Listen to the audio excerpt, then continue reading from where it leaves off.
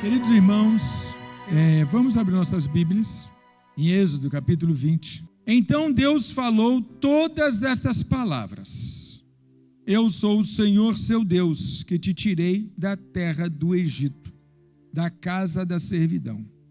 Não tenha outros deuses diante de mim. Não faça para você imagem de escultura, nem semelhança alguma do que há em cima no céu, nem embaixo na terra, nem nas águas debaixo da terra. Não adore essas coisas, nem preste culto a elas, porque eu, o Senhor, seu Deus, sou Deus zeloso, que visito a iniquidade dos pais nos filhos até a terceira e quarta geração daqueles que me odeiam, mas faço misericórdia até 1000 gerações daqueles que me amam e guardam os meus mandamentos. Não tome o nome do Senhor, seu Deus, em vão, porque o Senhor não terá por inocente o que tomar o seu nome em vão. Até esse ponto. Deus e Pai amado, soberano Senhor, amém. Queridos irmãos, eu meditando hoje de manhã sobre a mensagem de manhã, ela ficou faltando muitos outros detalhes ali. Seria longa, se você puder, lá para quinta ou sexta-feira ela vai estar sendo editada e colocada no YouTube, você assista a mensagem pela manhã. Eu falei daquele episódio em que o menino tinha um demônio que desde a infância jogava ele no fogo, na água e etc., e ninguém conseguia expulsar.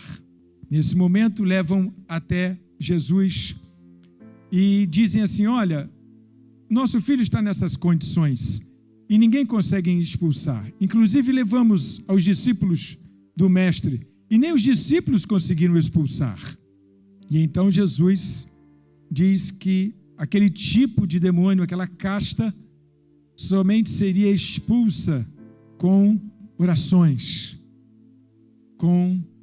No capítulo em Mateus, a descrição desse texto em Mateus acrescenta a palavra jejum também.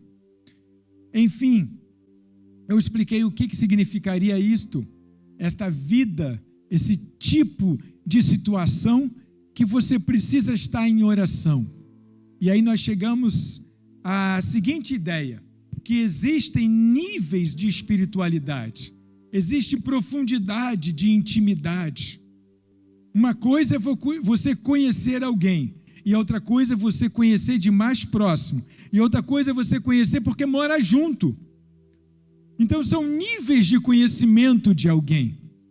Então o que Jesus estava falando é que aquele tipo de problema ali não era apenas uma oração, ou não era apenas uma oração nem encomendada, não era apenas uma oração pontual, não era apenas a oração de um religioso, mas era um nível de comprometimento muito maior que estava em jogo ali. E aí, essa ideia ficou na mente dos irmãos hoje pela manhã. Mas você ouça a mensagem, porque eu levei 40 minutos para falar tudo isso que eu resumi em 3 minutinhos aqui. Agora eu quero dar um outro passo, continuando, porque você fala assim, você tem que ter intimidade, e você não explicar muito bem o que é essa intimidade, fica um pouco assim, jogado no ar, né? Fica um pouco assim, quase que leviano. Olha, você tem que ter intimidade, mas não explica o que é isso. Não explica como é que a Bíblia descreve essa intimidade. Como é essa intimidade com Deus que a gente não vê, que a gente sabe que existe e só sente. Como é que é isso? Como é que isso funciona?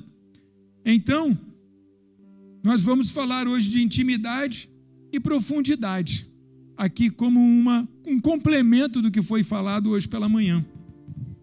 E eu trouxe aqui para o livro de Êxodo, os 10 mandamentos.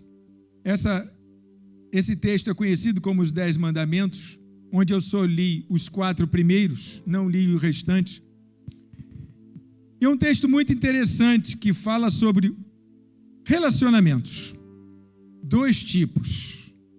O relacionamento com Deus e o relacionamento com os outros, com o próximo.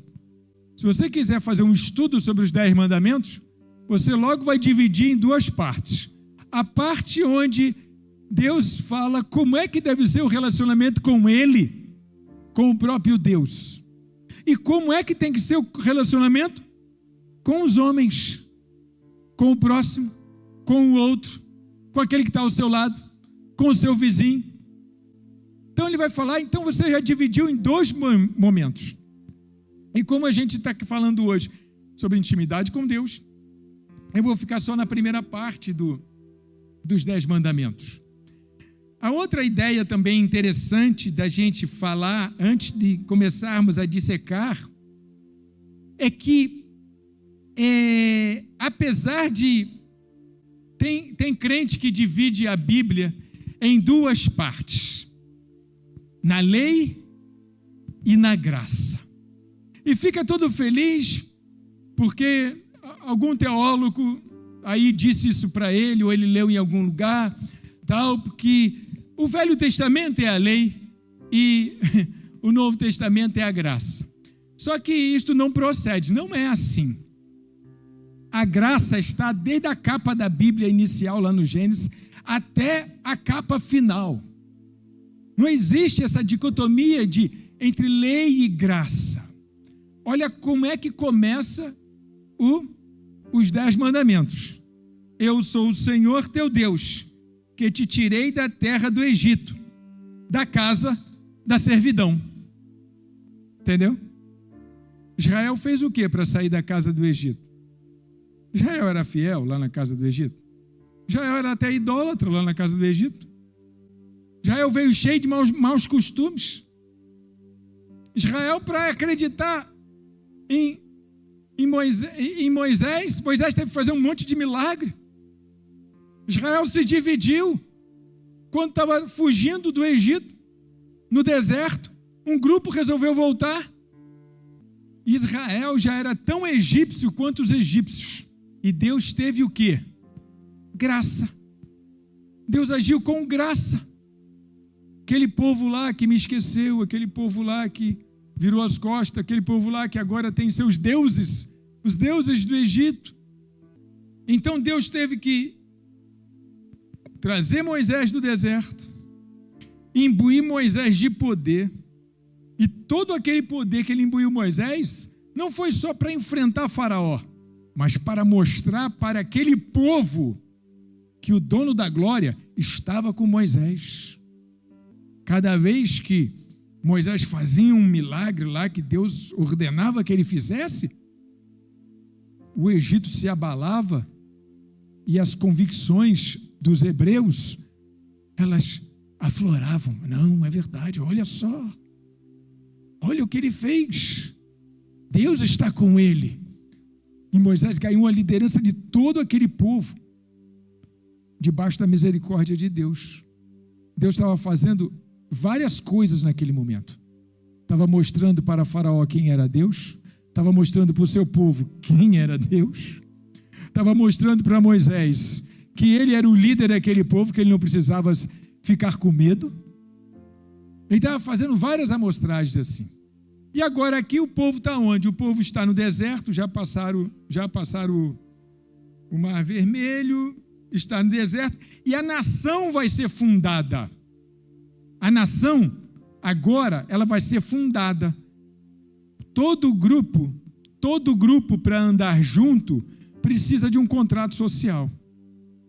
Precisa de uma lei, de uma regra que defina como é que a gente vai andar junto. A gente não pode chegar assim, né, e começar andando junto das pessoas, formar um grupo, sem que haja uma lei, pelo menos uma lei implícita. E aqui, então, o Senhor funda, vamos dizer assim, juridicamente, o seu povo, a sua nação, porque agora eles vão ter uma lei, um regramento escrito na pedra, escrito nas tábuas. E Moisés aí traz para aquele grupo que chegou no Egito, como 60 pessoas vindo lá da casa de Jacó, e a história fez com que eles se tornassem escravos no Egito, e agora são mais de 600 mil pessoas, e estão no deserto, longe dos egípcios, recebem uma lei. Daqui em diante, esse povo que não me conhece, vai me conhecer. Quer andar comigo? Siga os 10 mandamentos. Então ele começou os 10 mandamentos assim: eu sou o Senhor teu Deus, que te tirei da terra do Egito, da escravidão. Já pensou? Tiro alguém aqui da escravidão. Tirei o Luiz da escravidão. Desculpe usar você. Tirei Luiz da escravidão. Aí tirei o Luiz da escravidão. Vai me ser eternamente grato. Eternamente grato. Eternamente grato. Eu era escravo. Vai exercer essa gratidão eternamente.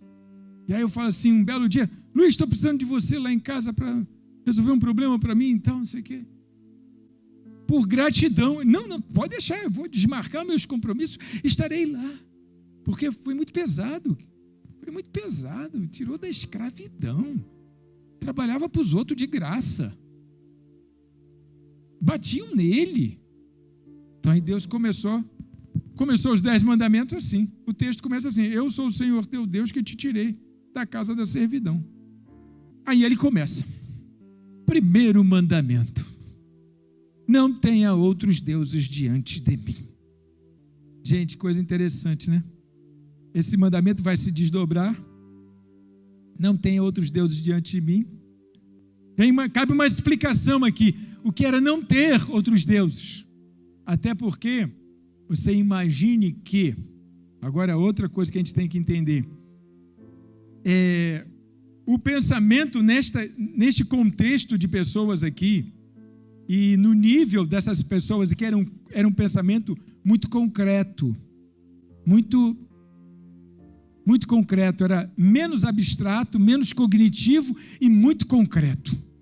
Muito concreto. Então, Deus teve que dizer o que era esse negócio de não ter outro Deus.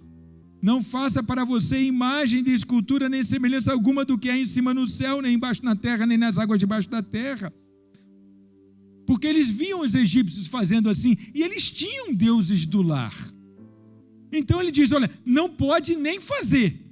Ele está sendo muito rigoroso, não, é muito explicadinho. Ele está explicando em detalhes. Olha, não ter outro Deus é não ter o Deus de pocket. Não ter o Deus no bolso, no calendário, tal, e etc. Não faça imagem, não faça escultura, não adore essas coisas, nem preste culto a elas, porque eu, o Senhor seu Deus, sou o Deus zeloso, que visito a iniquidade dos pais nos filhos, até a 3ª e 4ª geração.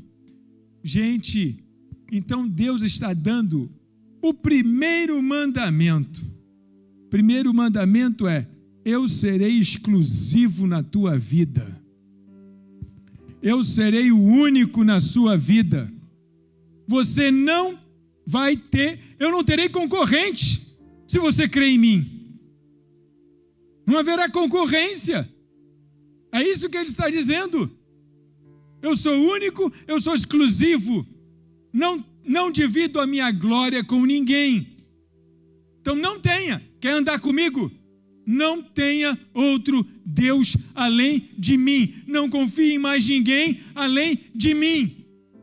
Aí você vai andar comigo. E nós estávamos falando de manhã sobre essa questão da intimidade, que é andar com Deus, que é ter intimidade com Deus, que é ter profundidade na intimidade com Deus. Começa por aqui. Não ter nada que substitua o Senhor. Então a pergunta que se faz é: o que existe na minha vida que eu troco Deus por isso? Você quer ter intimidade com o Senhor? Não pode ter o tal de isso na tua vida que você troque Deus por isso. É intimidade. A primeira lei: A primeira regra para ser nação de Deus: ter Deus inegociável. Não tem como negociar quando Deus está na história. Porque, irmãos, ele fala em adorar, no verso 5, né? Não adore.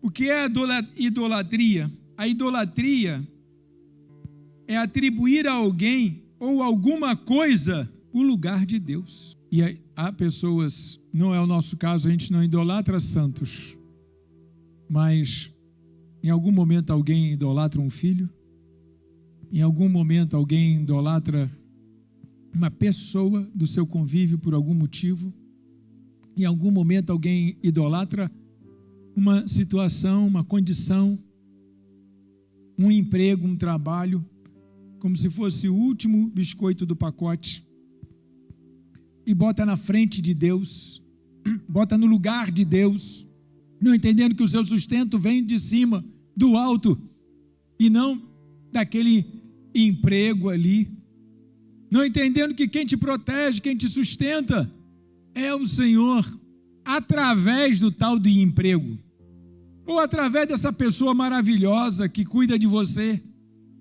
Então, quando a pessoa atribui a alguém ou a alguma coisa o lugar de Deus, isso é idolatria. Não precisa se ajoelhar na frente de uma imagem. E essa pessoa quer ter intimidade com o Senhor? Essa pessoa quer se ajoelhar diante de Deus? Essa pessoa quer... E aí quer fazer orações que funcionam, orações que, olha, o céu se abre quando ela ora, e etc e tal, meu Deus. E aí Israel fez várias trocas. Israel foi idólatra muitas vezes. Por várias vezes ele trocou Deus. Moisés subiu o monte para buscar essas placas mesmo dos mandamentos, e passou lá muito tempo, e o povo ficou impaciente. Arão era, vamos dizer assim, fraco, e aí o povo pressionou Arão. A gente não sabe o que aconteceu com Moisés, ele não ligou no celular, não manda recado pela rede social, sumiu lá no monte, já está um tempão, não voltou mais. E agora, o que nós vamos fazer? Faz aí, Arão, a gente vai pegar uns pendentes de ouro que a gente tem aqui, uns anéis bonitos, bacana. A gente vai pegar essas coisas, vamos dar para você, e você faz um bezerro de ouro para que a gente adore. Olha só, Egito puro na cabeça. E aí trocaram Deus pela adoração de um bezerro de ouro. E Arão fez o bezerro de ouro. E eles adoraram o bezerro de ouro. Trocaram Deus por um patuá. Em 1 Samuel, capítulo 15, verso 24, tem uma história lá muito interessante. Saul recebe ordens para exterminar os amalequitas. Recebe ordens, extermina os amalequitas, não pode sobrar nenhum, nem boi, nem vaca, nem criança, nem mulheres, nem criança de peito. E aí Saul então sai para a batalha e extermina os amalequitas. Porém, o povo teve uma grande ideia.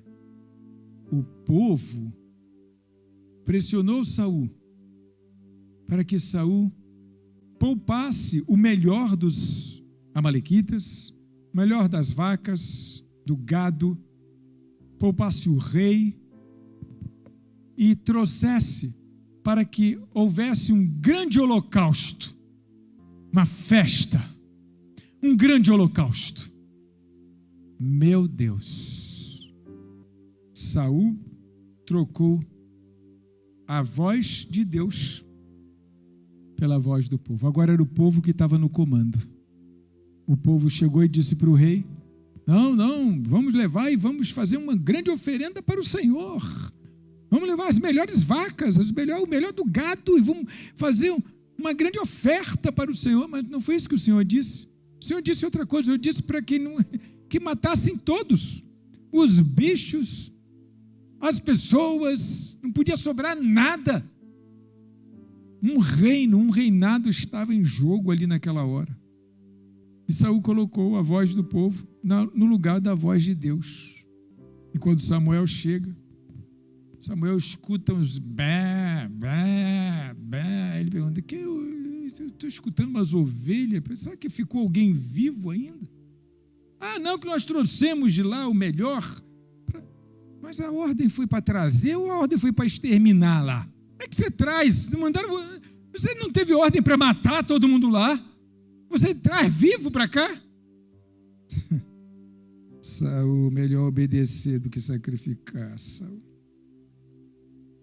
Mateus, o jovem rico, chegou para Jesus e disse que ele já cumpria todos os mandamentos, que ele era fiel. E aí Jesus disse, bom, então você faz o seguinte, agora você vende tudo que você tem, dá aos pobres e me segue. Alguém ia dizer, pegou pesado. O Senhor Jesus pegou pesado. Como assim dar tudo que eu tenho? Vender não é nem para ficar comigo, é para dar para os outros. Mais uma vez, alguém idolatra a riqueza, coloca a riqueza no lugar de Deus. Gente, a riqueza jamais pode ficar no lugar de Deus. Esse dinheiro que você tem na conta não faz nada por você. Nós vimos aí na Covid pessoas que foram tratadas em hospitais milionários e o dinheiro não adiantou. O dinheiro é um acessório. O dinheiro tem que ser um servo, tem que servir a você e servir a obra do Senhor. Ele não pode determinar o que você pensa, o que você faz, por onde você anda, as decisões que você tem. Não pode. Porque senão você cai no primeiro pecado, é a idolatria. Estamos ainda no primeiro pecado. Esse relacionamento com Deus. Deus não quer nada no lugar dele. Existe um lugar no seu coração que é só de Deus. Você quer fazer oração e as pessoas receberem essa oração e você mesmo orar por você e você se sentir renovado, restaurado, curado, abençoado. Você quer fazer isso? Tem que ter intimidade com Deus para fazer isso. É o que Jesus estava falando lá. Esse tipo aí é só com oração. Vocês têm que ter intimidade. Vocês têm que ter intimidade. Esse tipo aí não é assim, não. Essa fé institucional que vocês vivem tem que ir muito além disso. Mas eu oro de manhã, de tarde e de noite. Isso é coisa de religioso. Agora, quando o religioso não tem intimidade, não adianta ele orar de manhã, de tarde e de noite. Porque é orar sem cessar. Então é orar toda hora, é orar sempre, é estar em espírito de oração. É isso que faz a diferença. É colocar Deus no seu devido lugar. 2 Timóteo 10, verso 4, um certo servo chamado Demas abandonou Paulo por causa do mundo. O verso lá diz assim, porque Demas, tendo amado o presente século, me abandonou e se foi para Tessalônica. Demas, Paulo estava preso, Paulo estava precisando de apoio, e Demas aí, que estava com ele, caiu fora. Diz que ele amou o presente século, amou as coisas do mundo, amou as coisas materiais, amou as coisas passageiras, amou as coisas efêmeras, amou o presente século. Gente, Jesus disse, passará o céu e a terra, as minhas palavras não passarão. Observa que desde a época dele para cá, tudo mudou, mas a Bíblia continua aqui, não passou. Olha só, né? Passará o céu e a terra. Você há de convir. Já imaginou se uma pessoa da época de Jesus ressuscita hoje? E começa andando na sociedade? Como ela ia achar estranha essa gente? As roupas, a maneira de falar, a maneira de se conduzir, as casas das pessoas. Meu Deus, os carros da rua. Até carro elétrico já tem na rua. Você tira um cara lá da cova e bota um cara aí, ressuscita ele hoje, você vai ver. Ele vai dizer assim, gente, mudou tudo. Aí eu vou aparecer, peraí, não mudou não. Não mudou. é a mesma. A única coisa que não mudou aqui, ó, de fato mudou tudo. Mas a palavra não mudou, porque ele disse que a sua palavra não mudaria, não alteraria. Então o que se prega hoje é o que se pregava 2000 anos atrás. As quartas-feiras, quem está acompanhando o estudo, está vendo como é que a igreja teve um avanço sobrenatural, apenas com a fé, crendo. Vai morrer por causa disso. Todo mundo vai morrer. Então não tem problema de morrer, não. Então, queridos, se relacionar com profundidade com Deus, começa por aí. Coloque Ele em primeiro lugar na sua vida. Coloque Deus em primeiro. Tu quer que a tua oração funcione? Tu quer que a tua vida seja uma vida apresentável diante do Senhor? Coloca Ele no centro da sua vida. Mas não é só isso. Tem também o segundo. Não tome o nome do Senhor, teu Deus, em vão. Porque o Senhor não terá por inocente o que tomar o seu nome em vão. Em outras palavras, ele está dizendo, com Deus não se brinca. Não brinque com Deus. E de vez em quando a gente vê uns crentezinhos aí fazendo piada, e aí o Deus falou, e aí... Gente, fazer piada com Deus, com Jesus, fazer piada com crente, a gente ainda... Porque crente é humano, é ser humano, é falho, mas com Deus, usar o nome de Deus para os outros rir, fazer humor com o nome de Deus. Não coloque o nome de Deus em vão, à toa. O que é em vão? A finalidade, nenhuma finalidade importante, à toa, desrespeito. Isso é um desrespeito. A pessoa quer ter uma oração poderosa, ela quer, meu Deus do céu, ter intimidade, sem respeitar o nome de Deus, e tudo que a Ele pertence também, vamos ampliar isso. E o terceiro, lembre-se do dia de sábado, para o santificar. Durante 6 dias, você pode trabalhar e fazer toda a sua obra. Mas o 7º dia é o sábado dedicado ao Senhor, seu Deus. Não faça nenhum trabalho nesse dia. Nem você, nem seu filho, nem sua filha, nem seu servo, nem a sua serva, nem o seu animal, nem o estrangeiro das tuas portas para dentro. Porque em 6 dias o Senhor fez os céus e a terra, o mar e tudo o que neles há, e ao 7º dia descansou. Por isso o Senhor abençoou o dia de sábado e o santificou. Pastor, mas no domingo, né, que a gente vem para a igreja, né, no domingo, né, a pessoa sempre tem essa confusão. Por que a gente não guarda o sábado, a gente guarda o domingo? Bom, gente, a palavra sábado quer dizer descanso. E além disso, ela também quer dizer, porque no dia em que Moisés escreveu isso aqui, não existia como existe hoje, segunda, terça, quarta, quinta, sexta, sábado. Não era assim. Era o 7º dia. Sábado, nesse contexto aqui, é 1 a cada 7. A Bíblia não diz que Deus começou fazendo o mundo no domingo. Ela diz que no 7º dia, ele descansou. Mas o primeiro não era domingo. Primeiro sabe lá que dia era, e ele foi fazendo o 1º dia, o 2º dia, o 3º dia, o 4º dia, o 6º dia fez o homem, e no 7º dia ele descansou. Então, um sábado é 1 a cada 7. Você sabe o que ele está dizendo aqui? No verso 10, inclusive, isso é dito com todas as letras. Ó. Mas o 7º dia é o sábado dedicado ao Senhor, seu Deus. Um dia é para o Senhor, e os outros vocês podem usar para vocês trabalharem. Um dia para servir a Deus.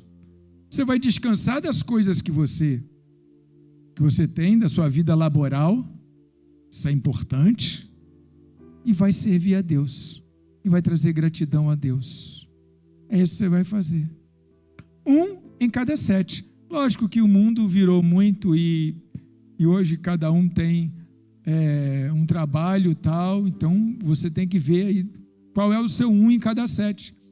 No Ocidente a gente consegue fazer isso no domingo, com a maioria das profissões. Mas existem aqueles que trabalham de escala, aí então ele vai fazer segunda-feira, então ele vai fazer terça-feira, então ele vai fazer quarta, enfim, ele vai fazer no próprio sábado, ele vai... Agora, um dia precisa ser santificado. Um dia precisa ser do Senhor. Então, você quer se relacionar bem com o Senhor? Não tenha outros deuses diante dele. Não seja idólatra. Coloca ele no centro da tua vida. Não tome seu nome em vão. Não fica de brincadeira com Deus. Com Deus não se brinca. Leva a sério, tá? E dedique um dia para o Senhor da sua vida. Dedique um sábado para Ele. Falando de uma forma bem simbólica. Quando é o seu sábado? É no domingo? Então tá bom. Mas se não puder ser no domingo, que seja em outro dia. Tem que servir a Deus em um dia. Tem que parar e dizer assim: Senhor, hoje é o dia da gratidão. Hoje é o dia de agradecer. Hoje é o dia do louvor. Hoje é o dia da oferta da minha vida.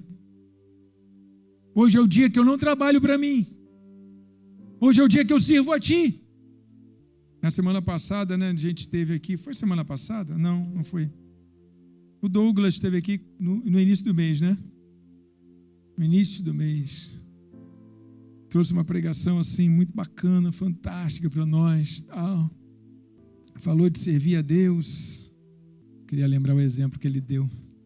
Mas eu noto que, às vezes, quando a gente traz assim uma palavra redentora para a igreja, tem sempre aquele que interpreta de outro jeito. E eu notei, de lá para cá, como as pessoas têm trazido menos oração para colocar no pedido de oração. Eu notei e falei: caramba, será que foi aquilo que o Douglas disse? Não falou nada de errado, mas ele falou, agora eu lembrei, ele falou que algumas pessoas usam Deus como clientela. E Deus me dá isso, me dá aquilo outro, etc, tal. Mas isso não quer dizer que a gente vai parar de orar. Isso não quer dizer que a gente vai parar de entregar a Deus as nossas necessidades. Isso tem a ver com a intenção e não com a prática exata de oração. Até porque orai sem cessar. Até porque tudo que pedires ao Pai em meu nome, Ele atenderá. Mas não podemos fazer Deus, ser clientes de Deus. Você quer que a tua oração faça sentido? Tem que ter intimidade com Ele. Tem que se relacionar com Ele do jeito certo. Bota Ele em primeiro plano, bota Ele em primeiro lugar. Não troca Ele por nada. Não faça isso. Não coloque o nome dele em vão. E tenha um dia para você se dedicar a Ele. Então não troque Deus por nada. Não brinque com Deus. E sirva a Ele. Pelo menos 1 em cada 7. Amém, igreja? Deus e Pai amado, soberano Senhor.